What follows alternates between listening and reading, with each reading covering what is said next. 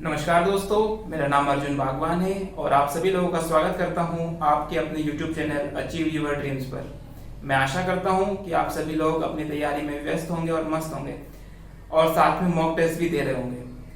और अगर आप मॉक टेस्ट नहीं दे रहे हैं क्योंकि आपका जुलाई में जो है CGL का प्री शेड्यूल्ड है, तो अगर आप मॉक टेस्ट नहीं दे रहे हैं तो मुझे लगता है आप बहुत बड़ा ब्लंडर कर रहे हैं। आपको आज से और अभी से प्लेटफॉर्म मॉक टेस्ट के लेकर मॉक टेस्ट देना चालू कर देना चाहिए। तो कम से कम आपको आपके प्री या फिर मेंस तक जो आप प्री के मॉक लाओ, कम से कम 50 से 60 मॉक आपको देना है। मैं मानता हूँ 45 दिन के आसपास समय आपके पास है, तो आपको कम से कम 45 से 50 मॉक देना ही है। जिस दिन आप एक मॉक दो, कई दिन आप 2 मॉक दो। तो मैं आपको वही स्टेट्स बताने आया हूँ कि जब आप मॉक टेस्ट दे रहे हो तो आप क्या गलती नहीं करना है जिससे आपका मॉक टेस्ट में अच्छा स्कोर रहे और साथ ही साथ आपका जो मेन एग्जाम होने वाला है उसमें भी अच्छा स्कोर रहे। तो समझते हैं, सबसे पहले तो आपको एटलीस्ट 100 मॉक जो है आपको अपनी देने ही है। दूसरी बात, मॉक टेस्ट के जो प्लेटफॉर्म है वो कम से कम आपके 2 से 3 प्लेटफॉर्म होना चाहिए, है ना। क्योंकि अब होता क्या है, टेक्स्ट बुक से लगभग सभी लोग प्रिपरेशन करते हैं, वो मॉक टेस्ट देते हैं। तो होता क्या है ना, टेक्स्ट बुक में आपने मान लो 50 या 100 मॉक आपने दी है मान लो, तो उसमें जो सभी क्वेश्चंस पूछे गए हैं उसमें जो लैंग्वेज पूछी गई है, जो पूछने का प्रकार है उनका, वो सेम रहता है टेक्स्ट बुक वालों का। और हो सकता है कि एग्जाम में थोड़ा लैंग्वेज घुमा के दे दे, तो आप क्वेश्चंस तो वही मिलेगा आपको, लेकिन आपको वहां पे टाइम लग जाएगा उसकी लैंग्वेज समझने में। इसीलिए सब बोलते हैं कि आपको प्लेटफॉर्म जो है मॉक टेस्ट के 2 से 3 रखना है। यहाँ पे मैं आपको कुछ मॉक टेस्ट के प्लेटफॉर्म बता रहा हूँ, आप इसमें एटलीस्ट 2 तो परचेज करिए ही सही, उसके बाद आपकी इच्छा है आगे जैसा भी आपको पढ़ना है।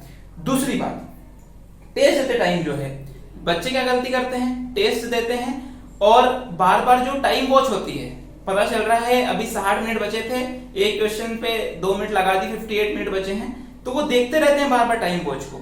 तो हो क्या रहा है ना कि अब जब टाइम वॉच को देखते हो तो आपके अंदर ना एक फियर वाली फीलिंग आ जाती है, आप संकोची हो जाते हो, यार मेरा तो 2 मिनट में एक भी क्वेश्चन नहीं बन रहा है। दरअसल होता है क्या है, कोई कोई क्वेश्चन होता है 2.5 मिनट भी ले लेगा आपका एग्जाम में, और हो सकता है एग्जामिनर ने ऐसा सेट किया हो वो पहले पे ही आ गया हो।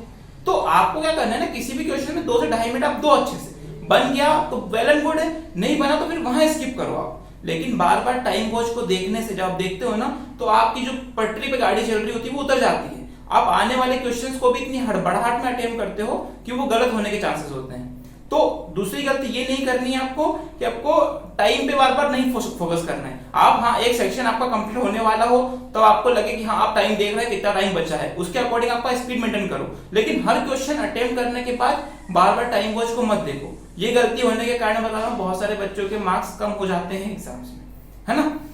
उसके बाद आगे मैं बात करूंगा आपकी, जब आप मॉक टेस्ट दे रहे होते हो तो स्ट्रेटजीज क्या होनी चाहिए आपकी। क्योंकि होता है क्या है ना, आपका प्री की मैं बात करूं, आपके इसमें 4 आते हैं सेक्शन, रीजनिंग, मैथ्स, इंग्लिश और जीएस, ठीक है। अब सबसे पहले क्या होता है ना, पहले मैं भी एक गलती करता था कि सबसे पहले मैं मैथ्स और रीजनिंग को अटेम्प्ट कर लेता था। मुझे ऐसा लगता था कि मेरा स्ट्रॉन्ग पोर्शन है तो वो अटेम्प्ट करूं, लेकिन उससे एक प्रॉब्लम ये होती थी कि मैं स्टार्टिंग के, जैसे मेरा मैथ्स में है 25 से 30 मिनट लग जाता था कभी कभार, रीजनिंग में भी 20 से 25 मिनट लग जाता था, तो मेरे 50 मिनट वैसे ही खत्म हो गए 60 में से। अब मेरे को 10 मिनट के अंदर जीएस भी खत्म करना है और इंग्लिश भी खत्म करना है, तो वहां पे इतना प्रेशर होता था कि 10 मिनट में 50 क्वेश्चन कैसे अटेम्प्ट होंगे। तो फिर मैंने स्ट्रेटजीज वहां से बदली और मैं बात नहीं मानोगे, 2 दिन के अंदर ही, जब सबसे पहले फिर मैंने इंग्लिश अटेम्प्ट करना शुरू किया। पहले मैं इंग्लिश अटेम्प्ट करता था, फिर रीजनिंग अटेम्प्ट किया, फिर जीएस और फिर मैथ्स। उससे क्या हुआ ना, स्टार्टिंग के 7 से 8 मिनट में मेरा रीजनिंग अटेम्प्ट हो गया, मतलब मेरा इंग्लिश अटेम्प्ट हो गया, है ना। उसके बाद में फिर मैंने 20 मिनट में लगभग मेरा रीजनिंग खत्म कर लिया। तो अब बात नहीं मानोगे, मेरे 25 से 30 मिनट के बीच में दोनों सेशन कवर हो गए और आने वाले 4 मिनट में मैंने जीएस अटेम्प्ट कर लिया।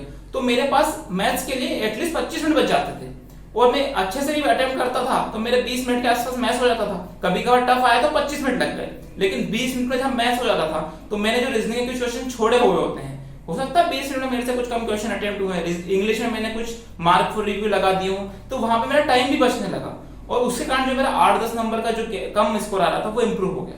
तो आपको यही करना है कि जो आपको इंग्लिश या जीएस, अगर जीएस आपका ठीक ठाक है तो आप जीएस को भी पहले अटेम्प्ट कर सकते हो और इंग्लिश को भी पहले अटेम्प्ट कर सकते हो, और उसके बाद आपके पास जो भी 45 से 50 मिनट बचता है उसमें बढ़िया से रीजनिंग और मैथ्स आप।